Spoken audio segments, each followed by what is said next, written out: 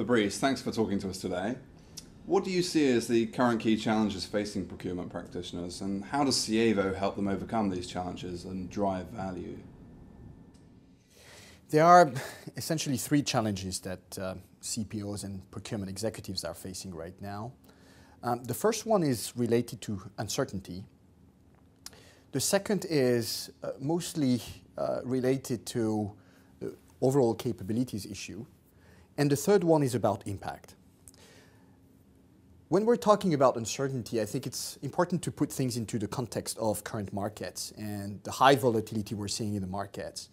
Volatility related to commodities, currencies, but also businesses at large. We've seen a lot of uncertainty related to whether or not companies are making their targets due to actual growth, or whether it's just due to the fact that actually they've been much better at containing cost.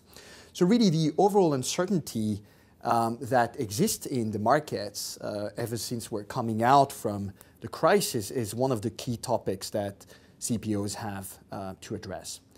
The capabilities issue is actually an interesting element to put into the picture, and that is very much related to the new type of skill set that procurement has to attract in order to deal with new strategies. It's not anymore about hiring newcomers, hiring new joiners that have barely no experience.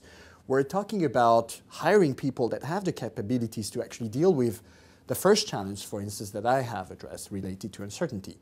So profiles that are much more rounded, people that have experiences, for instance, in dealing with high volatile markets, such as people that were probably on the streets still a year or a few months ago that were coming from investment banking.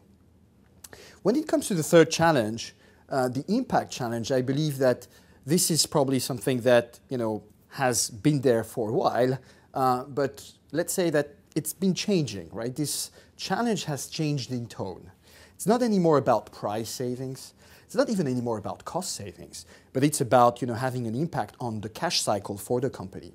And I believe this is becoming more and more important as CEOs and business executives at large are recognizing the trade-offs that have been made in the past by procurement executive and deciding to go for lower price, but with a much greater impact on the balance sheet, which is nowadays also something not acceptable. It is also about having an impact on growth on the top line, and the top line is something which is much less known by procurement executives at large. So how do procurement executives have an impact on the top line is also one of the big questions. And here we're talking about helping businesses, helping other functions to address priorities in the business, making sure that supply exists where it's supposed to be. And I think this is much less obvious and something that at least CEOs are thinking more and more about and trying to get their procurement executives to work on. And finally, I would say innovation, right? Which is the ability to provide sufficient capability, sufficient resources to the business for them to move beyond the obvious, for them to actually bring in novelty to the business, be it by introducing new suppliers, be it by challenging current specifications on product, with the overall ambition to make the business much more competitive.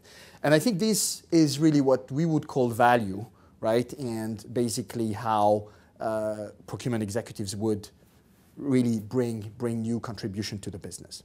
Now, your question was also about how the Sievo addresses those particular issues.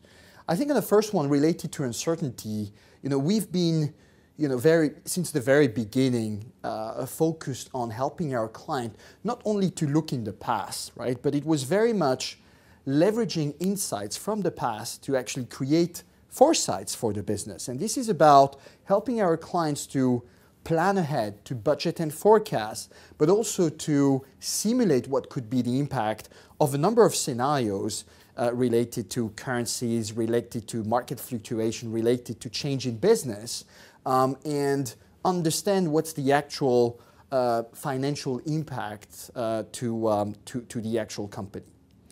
When it comes to the capabilities element, we are somehow de facto forcing our clients to address the question. I think technologies in the past have been very much focused on serving efficiency, right? Which was doing things that already exist, but in a more efficient manner, faster, cheaper. That was basically let's say the area where procurement, e-procurement, e-sourcing, contract management tool have been serving and supporting the procurement function. Now really it is about trying to bring this foresight component and having technology at the service of effectiveness and really dealing with cross-functional issues, right? Helping basically the different functions to make decisions and make trade-offs. And Sievo, with our emphasis on cost drivers or value drivers, such as impact of market fluctuation, standardization, order quantities, all elements basically that go beyond the procurement function, has addressed that.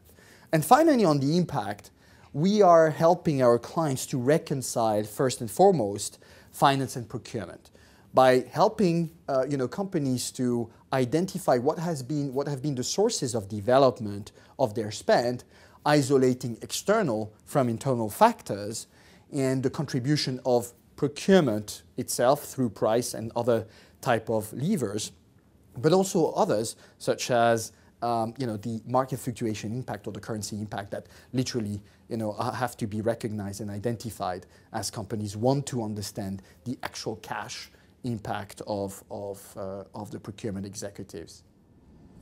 Spend analysis has been a hot topic among CPOs for quite a while now. In your opinion, is this still the case? I think the spend analysis topic is still very much in the minds of CPOs. What we do believe, though, is that there's been a change of tone. And I think this is extremely important. I would say over the last 5 years or so, there's been a great emphasis in looking in the past, looking in the mirror, and trying to make some sense in the data that existed. Now, I think our clients recognize that looking in the past is not necessarily that important. It is an enabler to do a number of things to look into the future. And really this is let's say, the tone that we start to see in the market. I have done my spend analysis, but what's next? In what way will that help me to actually predict the future, analyze the different options that I have, measure different scenarios? And really this is where companies are moving towards. It's not so much looking backward, but looking forward. And that is, in our view, a fundamental change in the spend analysis landscape, which many of the providers have yet to address. How exactly does Sievo work with procurement, finance, and other organizational functions to advance procurement performance and really deliver strategic fit and innovation? Mm-hmm. I think there are, obviously two components to this. As a software vendor, we are obviously providing a technology solution to our client, but we also provide, let's say, some service related to the implementation of those particular technology. Now, if I start with the latter, we, in our team, we have a set of capabilities that reflect somehow this organizational challenge of strategic fit that you have addressed in your question, meaning people that understand that to define measurement configurations, for instance, we need to address the question to finance, but also to procurement. To help identify what are the root causes and truly isolate the contributors to performance, we need to bring in the people that actually have such an impact. So we would be working with sometimes the Treasury Department to identify hedging components. We would be working with finance. We would be working with procurement, obviously, but also, global innovation, R&D, supply chain, as they all have a component of contribution to the actual measurement of performance and management of performance. But that's, let's say, the project component of the answer. The second part is related to the technology itself. Since let's say, the inception of Sievo, the overall idea was to enforce strategic fit, knowing that procurement are sitting at the interface of all these functions. And the impact of procurement is essentially these trade-offs that are being made between having a lower price, trading for interest expenses and cash impact, as well as specification and other changes. So our solution basically, and the overall, let's say, data model of Sievo is built on these cross-functional levers that allow to identify the contribution of the different functions to the actual performance of procurement and of the company. Sounds like a fairly novel approach. How else does Sievo differ from other spend analysis software providers? I think it's what I like to use is probably the cube, the traditional spend cube as the image to actually answer to your question. I think most of the solution provider that at least play in the spend visibility or the analytics area, if I want to use a much broader term, would look backward and would look at cost. Yeah? So they look in the past and they look at cost. What we do is we look at the future, right, and also look at the cost drivers, the root causes of this. And this in itself, enhances, let's say, the size of that cube to provide not only insight, but true foresight and actionable foresights for our client. And in between, there's a series of, let's say, tools that help our client to manage a portfolio of projects that will allow them to move from the past to the future, right? And this is one of the key components. I would say the second element to the answer is also the fact that Sievo has created a brand new space.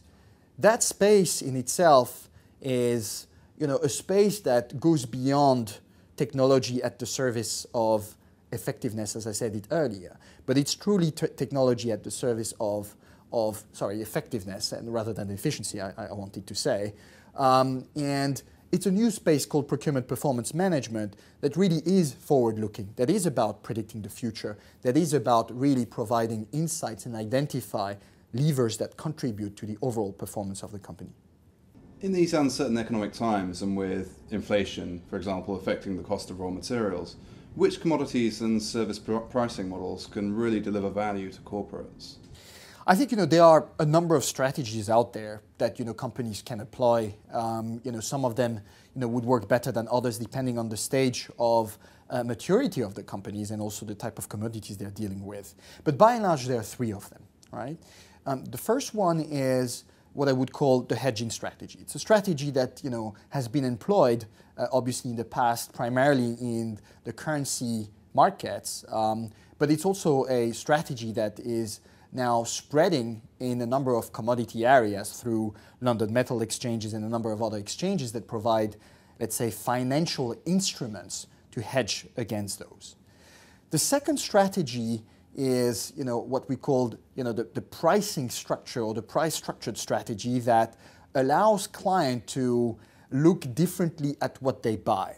They do buy a raw material, let's say polyethylene, but behind it there are a number of inbound or input raw material that compose that particular price. And the whole question is to restructure the pricing model in order to go as far up the value chain to limit the actual volatility that exists into the product. That's strategy number two. Strategy number three is a time lag strategy.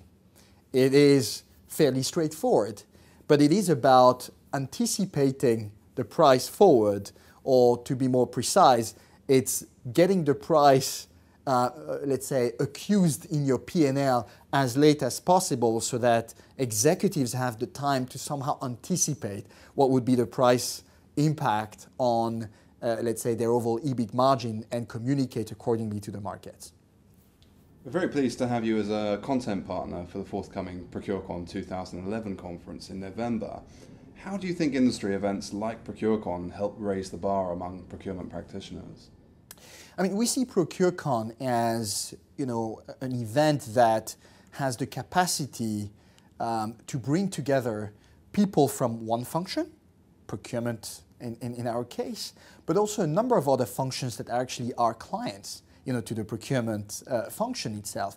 And I believe that this ability to bring those different functions together provides, the right space to have the right level of debates and not, I am procurement and I believe that I'm doing great. But asking, the clients of procurement how they perform, I think is a much more powerful tool to actually get the right assessment of the capabilities of the function right here and now. And this is why for us, ProcureCon, is the right event for us to participate, as we want the true debate to unveil and not a minted discussion around how good we are and how best practice we are. And I believe this is what procurement will bring and will continue to bring forward. Fabrice, thank you very much. Thank you for your time.